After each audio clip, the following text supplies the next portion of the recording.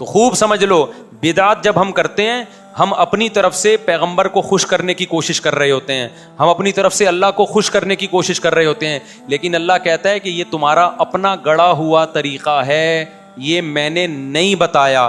آپ نے فرمایا جو میرے طریقے سے ہٹ کے اللہ کو راضی کرنے کی کوشش کرے گا وہ مجھ میں سے نہیں, میرا امتی نہیں ہے. مفتی طارق مسعود کے بیانات کے لیے مفتی صاحب کے آفیشیل چینل مفتی طارق مسعود اسپیچز کو سبسکرائب کریں. دیکھو اسلام وہ ہے جو اللہ رسول نے بتایا, اپنی طرف سے چلو گے نا تو ٹکا بھی نہیں ملے گا قیامت کے دن.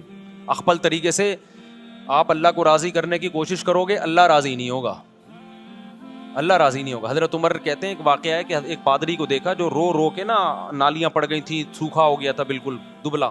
حضرت عمر اس کو دیکھ کے رو پڑے, کہا کہ دنیا میں بھی اپنے آپ کو عذاب میں ڈالا, آخرت میں بھی عذاب میں, کیونکہ دین برحق کو فالو نہیں کر رہا, اپنی طرف سے اللہ کو راضی کرنے کی کوشش کر رہا ہے.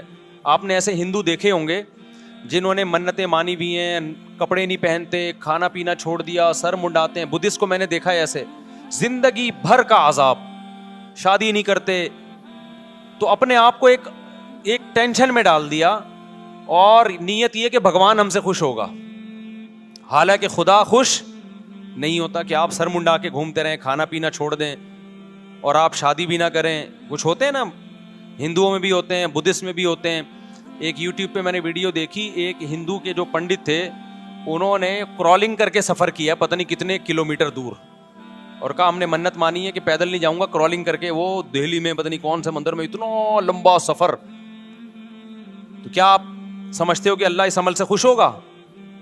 آپ نے اپنی دنیا کو بھی عذاب میں ڈال دیا اور آپ نے اپنی آخرت بھی برباد کر دی. چند صحابہ نبی کی خدمت میں آئے حضرت عائشہ کے گھر, تو انہوں نے نبی کا عمل پوچھا کہ نبی صلی اللہ علیہ وسلم کیا عمل کرتے ہیں. حضرت عائشہ نے بتایا کہ آرام بھی کرتے ہیں, تہجد بھی پڑھتے ہیں, کھاتے بھی ہیں, روزہ بھی رکھتے ہیں.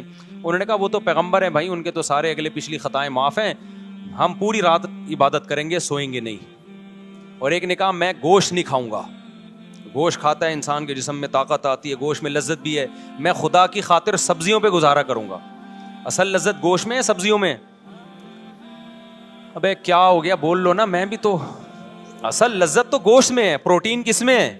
چہرے پہ جو چمک پیدا ہوتی ہے سبزیاں کھانے سے نہیں ہوتی, گوشت کھانے سے ہوتی ہے. آپ کی آواز میں جو طاقت, میری آواز میں بھی طاقت نہیں, بول بول کے آدھا ہو گیا ہوں میں, گھنٹے سے بول رہا ہوں, 2 گھنٹے سے. تو ورنہ جو آپ کی آواز میں طاقت پیدا ہوتی ہے وہ ککڑی کھیرے سے ہوتی ہے, یہ گوشت سے ہوتی ہے.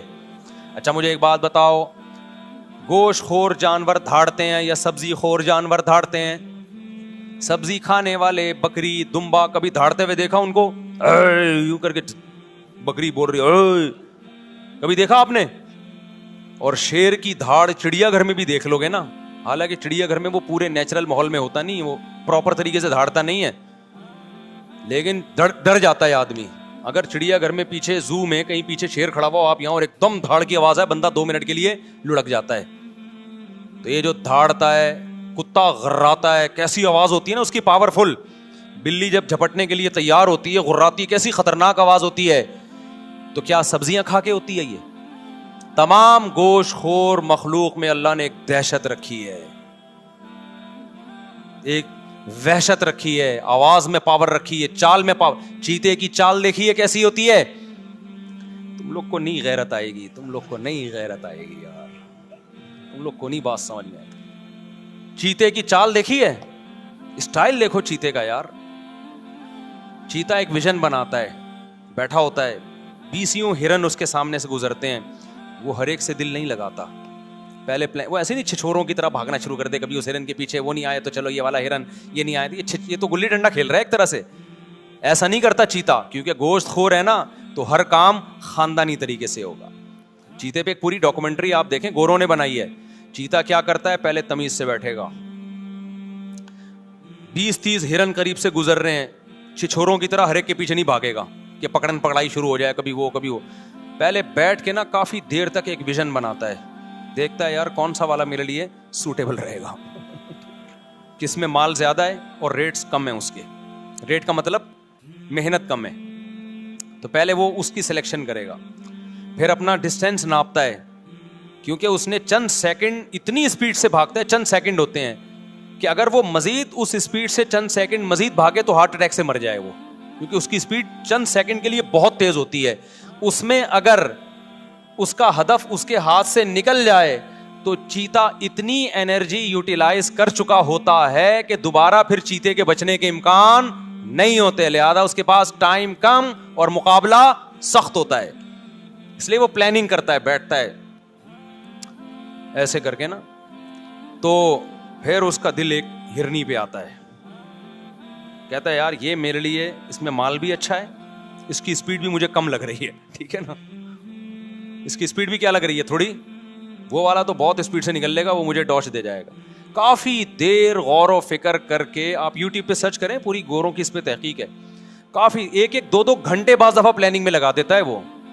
اس کے بعد جب وہ ہدف بناتا ہے کہ یہ ہے جس کو میں نے شکار کرنا ہے, پھر جب آہستہ آہستہ پہلے چلتا ہے اس کی طرف, دائیں بائیں ہرن آئیں ان کو دیکھتا نہیں ہے, کیونکہ وہ اس کو چھچھورا کام سمجھتا ہے کہ جب دل کسی ایک کو دیا ہے تو دائیں بائیں نظر نہیں اٹھانی. آج لڑکوں کو دیکھو,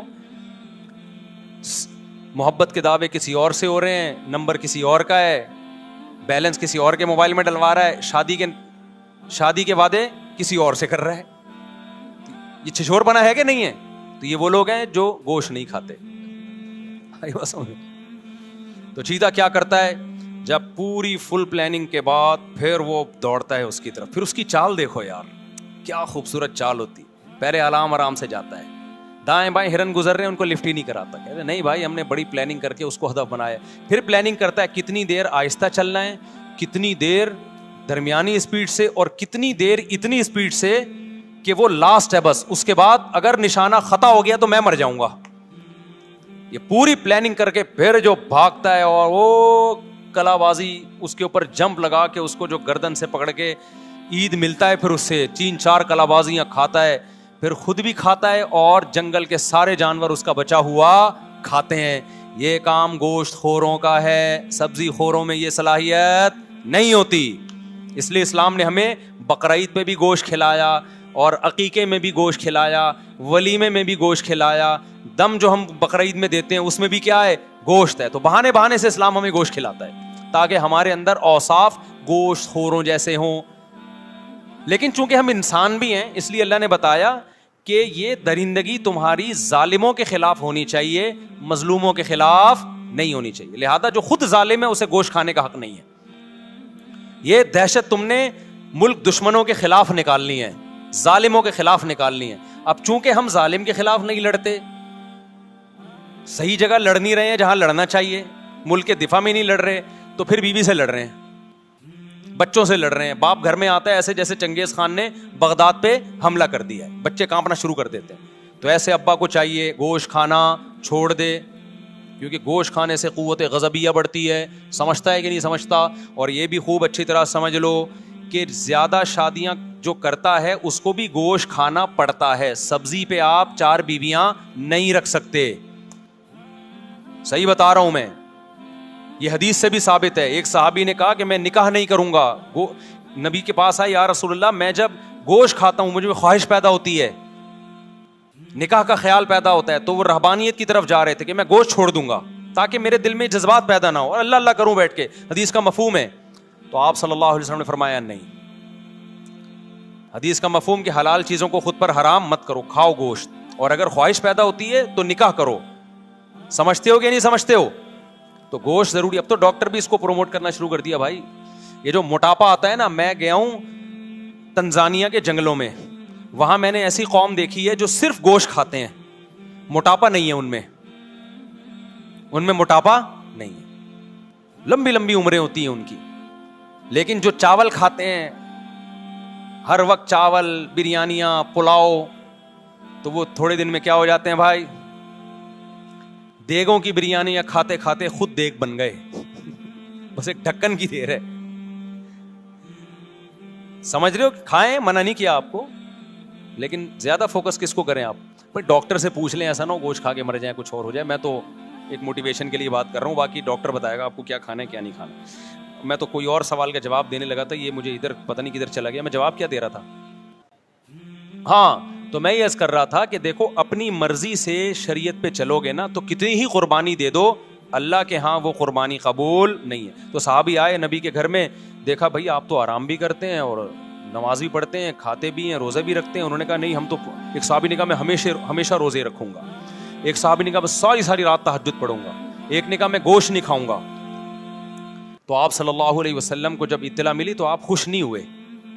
ہوتا تو یہ نا کہ آپ فرماتے ہیں ماشاء اللہ بھائی اتنی قربانی والے لوگ پیدا ہو گئے, اللہ کے لیے گوشت کھانا چھوڑ دیں گے, یہ اللہ کے لیے رات کو سونا چھوڑ دیں گے, سبحان اللہ. نا, آپ نے فرمایا کہ میں تو روزے بھی رکھتا ہوں اور ناغے بھی کرتا ہوں, میں تو گوشت بھی کھاتا ہوں, میں تو نکاح, ایک صحابی نے کہا میں نکاح نہیں کروں گا زندگی بھر تاکہ اکیلا زندگی گزاروں اور اللہ کروں بیٹھ کے. یہی مطلب تھا نا, جب بیوی ہوگی بچے ہوں گے تو ٹینشنیں بھی آئیں گی نا.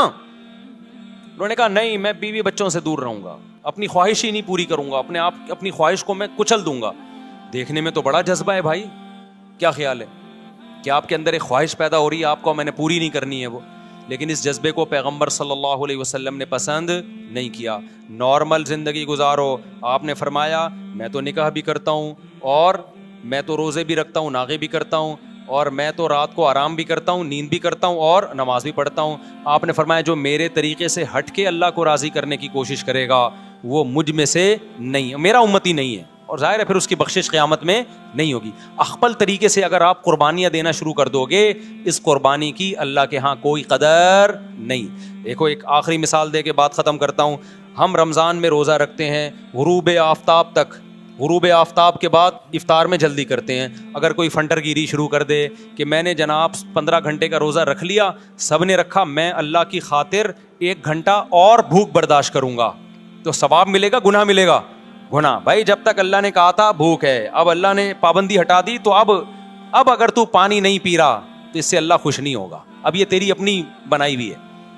تو خوب سمجھ لو, بدعات جب ہم کرتے ہیں ہم اپنی طرف سے پیغمبر کو خوش کرنے کی کوشش کر رہے ہوتے ہیں, ہم اپنی طرف سے اللہ کو خوش کرنے کی کوشش کر رہے ہوتے ہیں, لیکن اللہ کہتا ہے کہ یہ تمہارا اپنا گڑا ہوا طریقہ ہے, یہ میں نے نہیں بتایا, لہذا اس سے میں خوش نہیں ہوں گا. پبلک میں واہ واہ ہو جائے گی مگر میں اس سے خوش نہیں ہوں گا. تو اس لیے ہم نے صرف وہ کرنا ہے جو اللہ رسول نے بتایا ہے. بدعت کے قریب نہیں جانا ہم نے, نہ ربیع الاول میں جانا ہے, نہ ہم نے محرم میں جانا ہے. سمجھتا ہے کہ نہیں سمجھتا ہے؟